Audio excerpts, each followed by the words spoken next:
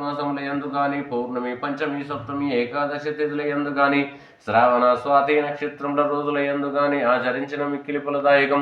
ఈ కలియుగంలో భక్తులైన మీరు అనుభవిస్తున్న కష్టాలని నాకు తెలియను.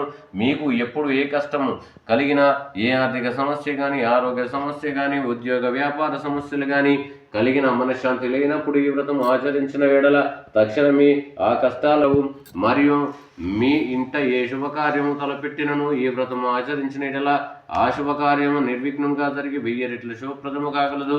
ఈ వ్రతం ఆచరించిన వెంటనే సకల సుఖశాంతులు, అష్ట ఐశ్వర్యాలు లభించగలవు. ఉదయం కానీ సాయంకాలం అందు కానీ ఈ వ్రతం ఆచరించవచ్చును. ఈ వ్రతం 5 అధ్యాయాలతో కూడినది. ఈ 5 అధ్యాయాలను భక్తితో పఠించవలేను.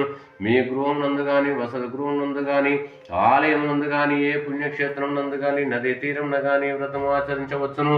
మీరు వీలైన ఎడల మీ బంధుమిత్రులందరినీ ఆహ్వానించి వ్రతం ఆచరించడం మీకు